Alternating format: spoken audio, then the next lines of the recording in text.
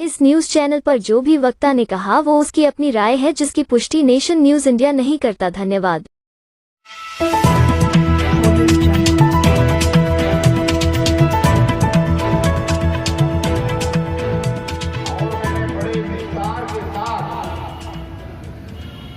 छोटे ठग के बारे में बताया था और अभी भी कई मेरे साथी ऐसे हैं जो मुस्लिम समाज के मेरे बीच में हैं और वो उस दिन मीटिंग में नहीं थे, तो बड़े शॉर्ट में दो लाइनों में सर दो लाइनों में बता रहा हूं जरा, जो उस दिन बात बताई, क्योंकि लंबा तो फिर बहुत हो जाए। देखिए, पहले जो हुआ था एक समीक्षा मीटिंग हुई थी और उस मीटिंग में हमने एक लाइन लिखी थी कि कहीं भूल तो नहीं गए, चुनाव घोषित हो चुका है। सीधे सीधे बात पर आ जाए, चुनाव घोषित हो चुका है, आज से नॉमिनेशन शुरू हो गए हैं और नॉमिनेशन की लास्ट डेट 14 नवंबर है। सारे लोग, अब कोई किसी का आपको टेम्पो दिखाई नहीं दे रहा घूमता हुआ, क्योंकि सब लोग गाड़ियों में नोटों के थैले भर भर के और नेताओं के और आकाओं के घरों के चक्कर लगा रहे हैं कि किसको टिकट मिलेगा। जब टिकट मिल जाएगा तो मिलने के बाद फिर वो करोड़ों रुपया लगा करके आपको बड़े बड़े लालच देंगे, दारू का, मुर्गे का, मछली का, बिरयानी का, पैसे देने का। चुनाव जीतेंगे और जीत करके फिर 5 साल तक आपको दिखाई नहीं देंगे। उसी चेतावनी के लिए पिछले वाली मीटिंग हुई थी और एक मीटिंग फिर दोबारा होगी। आज का ये प्रोग्राम विशेष रूप से रेहड़ी पटरी वाले हमारे उन भाई और बहनों के लिए था जो गुरु रविदास जन कल्याण समिति के तत्वावधान में किया गया था, जो अपना ठेला लगाते हैं, अपने ठिए पे बैठते हैं, लेकिन उनको परेशान किया जाता है।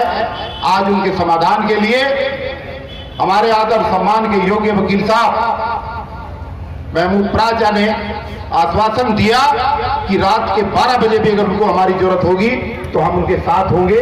यही आज की मीटिंग का उद्देश्य था और इस प्रोग्राम के लिए विशेष रूप से मैं धन्यवाद करना चाहूंगा रामदास मंडराई साहब का और उनकी पूरी टीम का, जिन्होंने यह आयोजन किया और इस आयोजन को सफल बनाने के लिए क्षेत्र के तमाम साथी, मीडिया के तमाम साथी जो आए हैं, उन तमाम साथियों का भी मैं धन्यवाद करना चाहूंगा कि आपने इस प्रोग्राम में पूरी शिरकत की और आप लोगों ने पूरा समय यहाँ पर दिया। तो मैं मुस्लिम समाज के अपने सम्मानित साथियों को ये बताना चाहता हूँ कि छोटे ठग के कारनामे हमने गिनाए थे पिछले उसमें और अगली बार फिर मीटिंग होगी। गलती से अपनी वोट का गलत इस्तेमाल इस बार मत करना, क्योंकि इस केजरीवाल की पैंट के नीचे की जो चड्डी है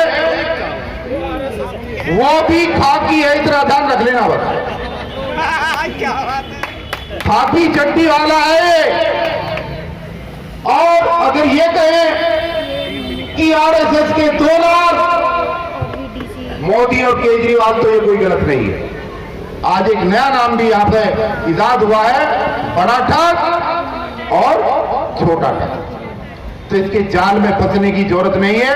और इस ठग के बाद हमारे 50,000 करोड़ कानूनी रूप से जमा हो चुके हैं।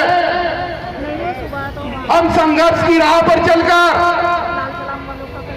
आप लोगों के वो 50,000 करोड़ रुपए लेकर के आएंगे और रिजर्व विधानसभा के अंदर जितने भी हमारे नागरिक निवास करते हैं सबको 20-20 लाख रुपए दिलाएंगे। ये जो कागज आपको बांटा गया है इसमें लिखा हुआ, अपने घर जाकर के पढ़ना आ रहा हूं मैं। ये मोदी वाले 20 लाख नहीं है, ये 20 लाख भानु प्रताप जी वाले हैं, ये कानून वाले हैं, ये महमूद प्राचा जी वाले हैं और सुप्रीम कोर्ट में जो याचिका है वो वाले 20 लाख हैं। और ये वो वाले 20 लाख हैं जो तेलंगाना प्रदेश ने इस कानून को लागू कर दिया और वहां के निवासियों को 10-10 लाख रुपए बांट दिए हैं, बट रहे हैं। आप हैदराबाद के किसी साथी से जाकर के पूछ लेना। ये झूठ वाले 20 लाख रुपए नहीं है। दोस्तों, कैसे केजरीवाल ने सीए और एनआरसी के आंदोलन से मुंह फेरा, कैसे केजरीवाल ने दंगे के दौरान जब मस्जिदें जली, ईदगाह जली, लोगों के घर जले, कैसे उस समय पर वो चुप रहा और जय श्री राम के नारे लगाने वाले लोगों के साथ खड़ा हुआ दिखाई दिया। मुसलमानों के घर चलते रहे और उसने किसी भी दंगाई के खिलाफ एफआईआर नहीं लिखवाई। भूल मत जाना, मौलाना साद गो हिस्सा जब तबलीगी जमात के लोगों के ऊपर कोरोना काल के अंदर उसने एफआईआर करा करके ये कहा था कि मरकज के अंदर, निजामुद्दीन के अंदर रुके हुए लोग वो छिपे हुए बताए गए थे और उनको चिन्हित करने के बाद उनके खिलाफ एफआईआर लिखाई गई थी। उस दर्द को कभी भूल मत जाना, अगर भूल गए तो फिर बड़ा नुकसान होगा।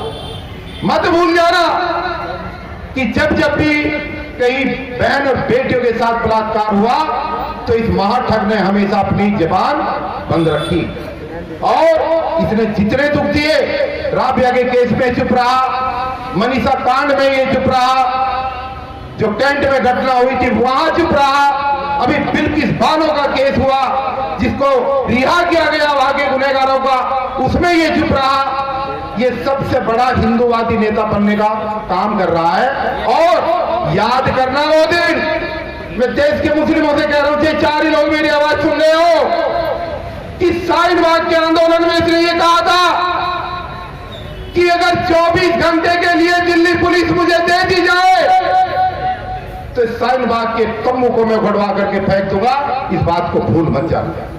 और सुंदर नगरी के लोगों को तो विशेष रूप से ध्यान रखना चाहिए कि जब एनआरसी का आंदोलन यहां पर चल रहा था तो राजेंद्र पाल गौतम का जुलूस जब यहां से निकला तो 500 बहनें गेट पर खड़े होकर के ये उम्मीद कर रही थी कि साथ राजेंद्र पाल गौतम हमारे कैंप में आएगा और हमारे साथ खड़े होंगे।